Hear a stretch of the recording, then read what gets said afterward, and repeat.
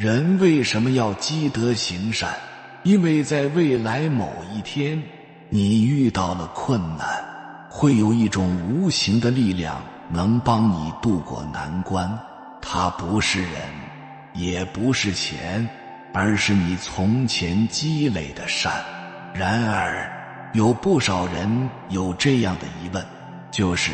我做了很多善事，为什么我的命运还未见改善呢？因为你做善事的目的是为了改善你的命运，你是在做交易，你的起心动念就是错的。内心的贪嗔痴、恐惧匮乏并没有因为你做点善事而减少一丁点，你内心最真实的心境直接反映在你的外在现实世界上。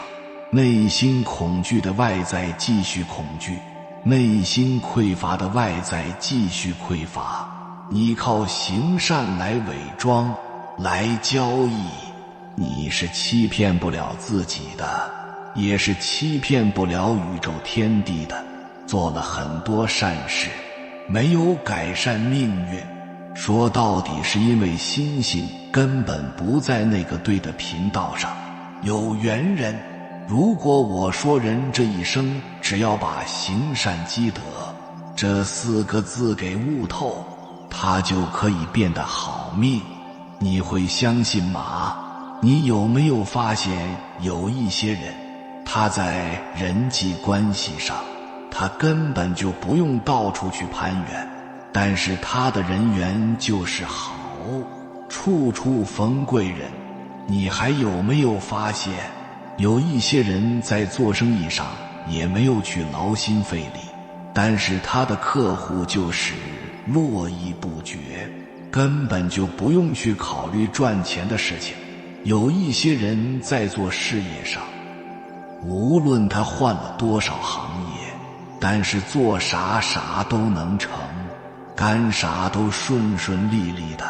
好事连连。这是为什么？如果你仔细的去观察的话，你就会发现这些人都是有意无意的合了善道。就像是我们老祖宗所讲的，有福之人不用忙，无福之人忙断肠。然而在很多人的认知里面，认为只有天道酬勤，一份耕耘一份收获，只要肯努力，没什么做不好的。但是现实恰恰相反，你会发现在生活当中，无数个像骆驼祥子那样的人，无论他们怎么去勤奋努力，而人生总是不太理想，甚至充满了艰辛和苦难。可以毫不夸张地讲，一个人对行善积德懂得越早，领悟得越透，他的命就会越好，人生就会越有福气。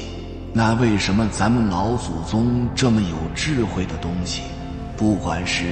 儒家、佛家、道家，几千年来都在叫人要向善，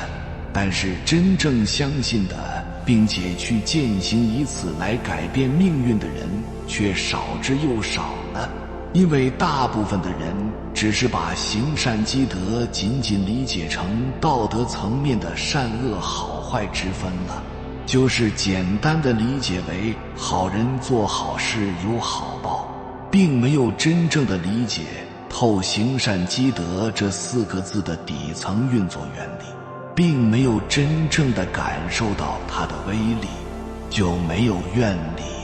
没有力量了。所以今天我想用一个视频给你讲清楚什么叫行善积德，为什么要去行善，怎么行善才能够影响一个人命运的底层原理。我把它掰开了，揉碎了分享给你。如果你是个有缘人，我相信你一定会有一种相见恨晚的感觉。视频稍稍有点长，请你做好磨练心性的准备，可以先点击订阅与保存，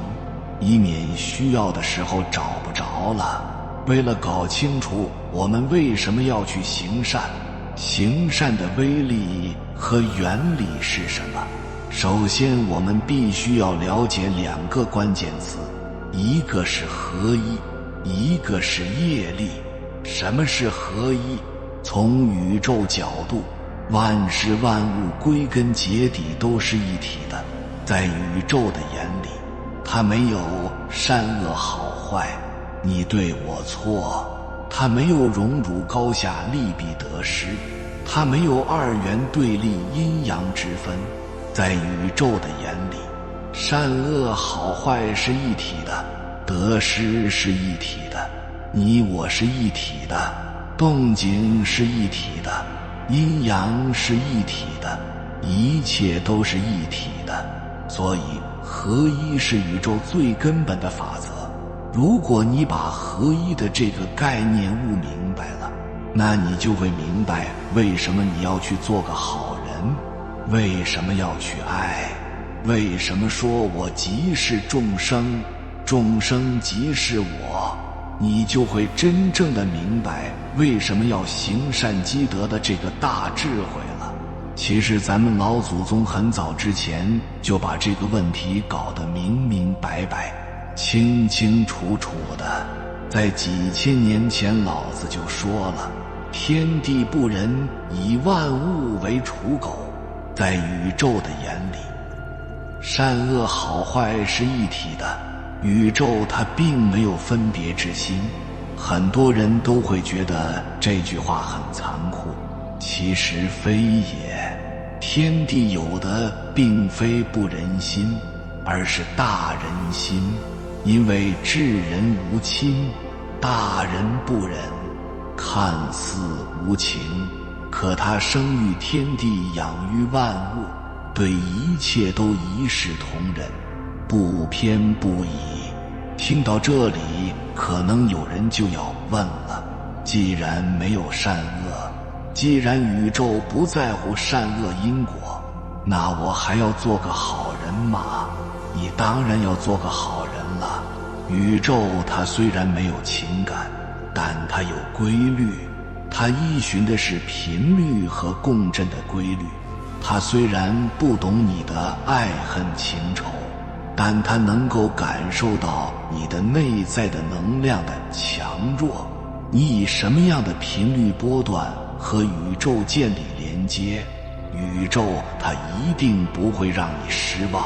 它会以同样的频率反馈给你。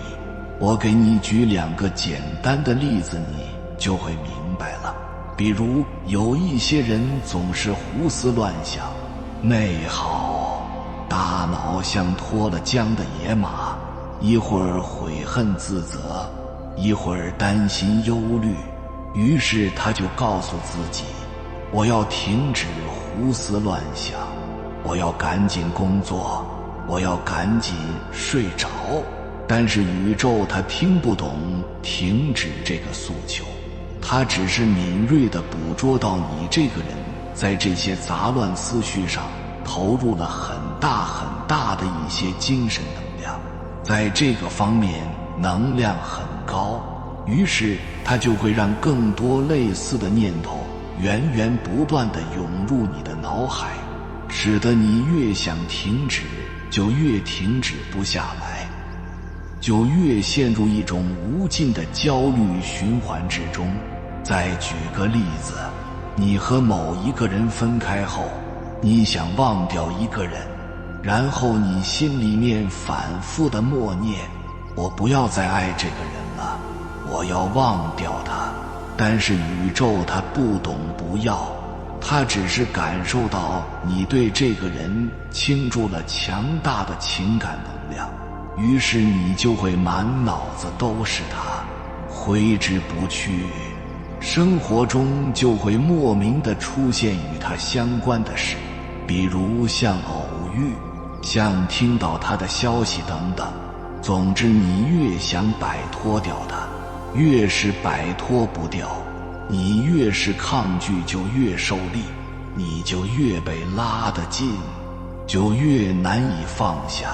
这就是为什么我不相信道德层面的善恶，但是我依然要选择做一个好人，因为我知道只有自己心生善念，释放出善念的频率，我才能够跟那些真善美的东西共振，我才会吸引那些真善美的东西流入我的生命里，我才能够避免和那些不好的负面的东西吸引到自己的身上，与之纠缠。这就是宇宙的合一法则，你所发出的频率是什么样的，最终都会回归到你的身上。所以当你知道了宇宙的这个法则，你就更加的确信你为什么要去做一个好人的底层逻辑了，而不是去做那一个别人想让你去做的那个好人。第二个关键词叫业力。什么叫业力？我相信大部分人都没有听过，因为它是佛家的用语，它类似我们常说的潜意识，但是又有根本的区别。有人说它包含了祖祖辈辈、前世今生遗留的各种信息，其实我认为它就是所有信息记忆画面的总和，只是它跨越了我们凡胎肉身无法理解的生生世世的因果报应循环。无论你相不相信，它确实存在，但咱管不了前世，所以只谈今生。我们首先要明白一个原理，宇宙万物它都是要进食的，都是要吃饭的。你要吃饭，你身体里的每一个细胞它也要吃饭，我们的大脑也是一样的。自从它在娘胎里面成型之后的那一刻开始，它就开始默默地干饭了，就开始长年累月的默默地记录着你生命历程当中的一切善恶因缘信息。这些信息画面它就像是一个个种子一样，当它汇集的足够多的时候，它就会形成一股无形的力量，它就会静悄悄的不知不觉地操控了你的一切念头、语言和行为，它就会掌控着你的生命轨迹的走向，你的贫富贵贱、生死流转皆由这些业力种子现行而定，决定轮回。比如为什么你就喜欢喝这种茶，就喜欢抽这种烟，就喜欢喝这种酒，就喜欢穿这种衣服？为什么你在做决定的时候总是这样选择而不是那样选择？为什么你的脾气总是这样而不是那样？为什么你总是赚钱少，别人赚钱多呢？你以为你能干啥就干啥吗？错了，从你咕咕坠地的那一刻起，夜里它就像是一根无形的绳子一样，时刻都在牵着你，你干啥都受它的影响。所以我们每一个人都有自己的业力系统，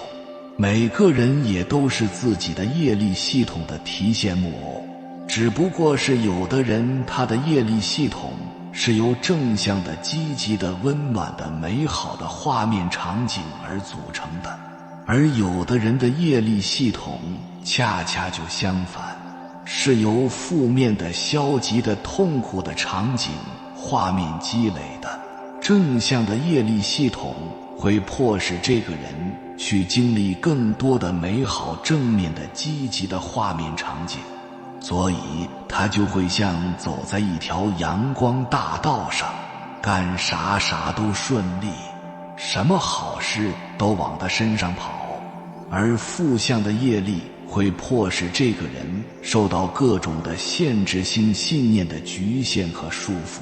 去吸引招揽各种厄运、困境、烦恼和痛苦。他会被各种麻烦事的纠缠，除非这个人突然之间醒来了，悟道修心了，开始看明白这些事，开始有意识有觉知地管控六根，不然他就会一直被那些业力操控，一直被那些业力折腾。这就是业力的可怕之处，所以你必须要意识到它的存在，重视它，理解它，它是怎么运作的，并且让它为你所用，为你服务。所以有句话说，要想让这块地不长杂草，最好的办法就是把这块地种上庄稼。你只要动了善念，做了善事，你就是在创造积累正向美好温暖的画面，你就是在往你的阿拉耶识里面种下了正向的业力种子，同时你也是给别人种下了正向的业力种子。随着你的这些动作越来越多，越来越娴熟，你随时随地无时无刻经年累月地往你的大脑里面，往别人的大脑里面不断地去储存这种美好温暖积极正向的画面，那你就会逐渐地形成了正向的业力系统。你在改写你的业力系统，也是在改写别人的业力系统。你在你正向业力系统的操纵之下，你就会形成一种习惯，就是惯性的会对别人好，行善就会成为一种本能。那别人也会因为你曾经种下那些美好的温暖的积极正向的一些信息画面，以及足够多的震撼的一些业力种子，而迫使他不得不对你好。这就是为什么有一些夫妻无论遇到什么样的困难，都始终不离不弃，而不是大难临头各奔东西。这就是为什么有一些家庭孩子上大学也都要背着母亲，孩子哪怕丢掉工作也都要去照顾卧病在床的父母，彻底地颠覆了久病床前无孝子的魔咒。你可能会说，这就是孝顺，这就是优良传统和美德。那我只能说，你可能比较幸运，生来命就比较好，一辈子从小到大都被滋养，都活在上三道里，而大部分的人都活在了下三道里，无法活在神性本我里。他连自己都无法爱自己，更别讲去滋养别人了。道德是用来约束自己的，而不是绑架别人的。其实这些都是表象，都不是本质。本质是什么？是你曾经种下了足够多的善的种子，在你宇宙银行福报的账户里面储存了足够多的善缘，在你需要它的时候，这些福报自然就会给你享用，而不是道德绑架。人是神性和动物性的组合，它属于善恶同体的，你激活它的善，它就是善的；你激活它的恶，它就是恶的。你是哪一面，你就会激活别人的哪一面。你这一辈子相信什么，什么就是你的命运。所以世上所有的惊喜和好运，都是你曾经累积的温柔与善良。任何事情只要你发心是善的，是无私利他的，你尽管去做，但行好事，莫问前程，老天一定会帮你。所以从宇宙合一法则角度来说，行善就是生命必然的选择。从人的业力系统角度，行善就是主动的去创造积极正向、温暖的信息画面，就是在改写自己内心的投影源，也是在改写别人内心的投影源。因为每个人都是自己业力系统的提线木偶。刚才我们前面提到了道德，那什么是道德？什么是道？善就是道，利他就是道。什么是德？持续的行善利他就是在积德。从人际关系层面，为什么有一些人处处逢贵人，而有一些人处处结仇人呢？这个世界无论是谁，没有无缘无故的爱，也没有无缘无故的恨。陌生人可以变成贵人，家人也会变成仇人，所以贵人仇人就是在你的身边，也许是你的父母、你的妻子、你的孩子、你的朋友、你的上级，或者是一个陌生人都有可能。那为什么他会成为你的贵人呢？你记住，任何一段关系的开始都是因为一份善缘，任何一段关系的分裂都是因为价值交换的失衡。所以贵人的本质就是在于你能够让别人得到什么，要么你能够给别人提供物质价值，要么你能够给别人提供情绪价值。无论是哪一种，你总样的价值，你记住，让别人有所得，你才能够有所得。同理，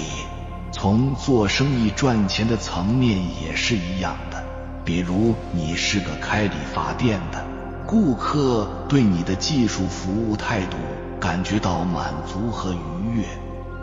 感觉到花钱是物超所值了，那你就是在积德的。同样，你是个开早餐店的，如果你能够让你的食客在品尝你的美食之后，觉得他花钱花得物超所值了，那你就是在积德的。如果你是个老板，你的员工觉得他跟对人了，那你这个老板就是在积德的。所以无论是用物质层面给别人实惠，还是精神层面让别人享受和认可，都是可以积德的。所以请记住，只有让别人有所得，你才能有所得。只要你会行善积德，你根本就不用考虑赚钱的事情，那只是顺道的事情。那为什么我们大部分的人就是做不到持续的去行善呢？因为人在无明之下，都是贪嗔痴慢疑五毒业力的傀儡。一个五毒过于旺盛的人，他会在为了眼前的生存、短期的利益，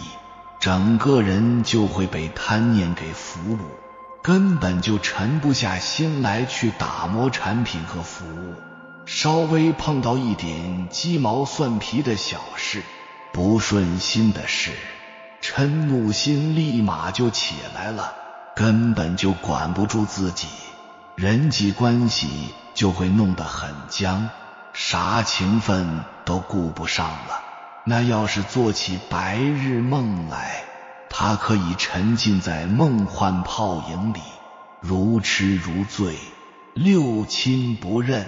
很难清醒的过来。刚好有点小成绩了，就开始飘了，就觉得自己很厉害，别人的话也听不进去了。有时候也想做点好事，但又怕别人不知道，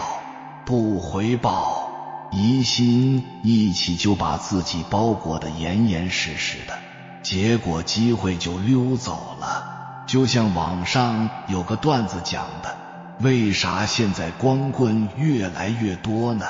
因为男的女的都在打着自己的算盘，女的在想，你都不给我花钱，不对我好，我凭啥要跟你好？男的在想，你都不跟我好，我凭啥要给你花钱了？都在想着先得到好处再付出，到最后男的没找到对象，女的也没得到钱。虽然这是一个段子，却是现实当中大部分人的样子。一个人一旦他看不清五毒，他就会被封印纠缠裹挟，这就是为什么大多数人难以持续行善的原因。所以人为什么要醒来悟道修行？为什么要主动去行善积德？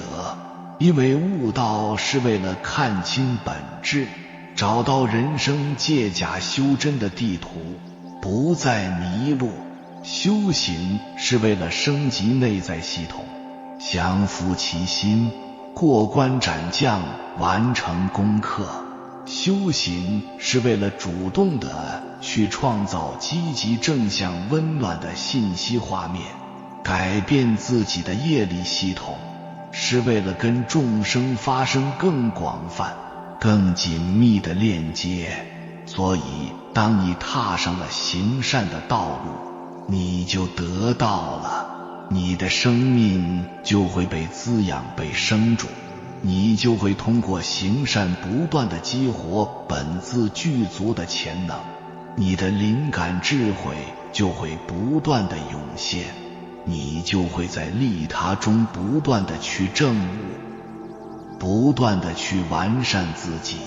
升级自己。同时随着你的内在越来越丰盈，功德福报不断地累积，你的内心会变得安宁喜悦自信有能量，你迟早也会得到众生对你功德福报的回响，真正的实现内外滋养。这就是行善积德的本质真相和惊天威力。有缘人，行善就是我们生命必然的选择。人生不就是一场醒来悟道立业行善借假修真的旅程吗？非常感谢你能看到最后。如果今天咱们老祖宗的智慧能够触动到你，哪怕只是那么一瞬间，那就请你点个赞，让更多的人看到行善的力量，让咱们老祖宗的智慧之光能够去照亮更多仍在迷茫中徘徊挣扎的心灵，留下一句行善积德，愿你心怀善意，福报自然到来，吉运常伴左右。还没有订阅频道的，请点击右侧的订阅按钮，与我们建立更深的连接，随缘加入会员，与同频之人共修福报，随喜转发，传播善知识，功德无量。